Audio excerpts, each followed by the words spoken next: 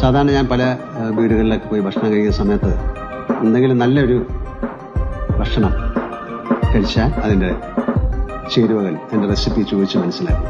പിന്നീട് എപ്പോഴെങ്കിലും എനിക്ക് ഉണ്ടാക്കി കഴിക്കാനും മറ്റുള്ളവർക്ക് ഉണ്ടാക്കി കൊടുക്കാനും.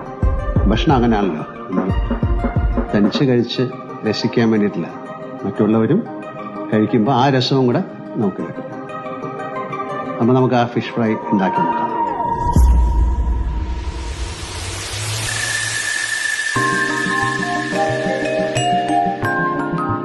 മീൻ റെഡി.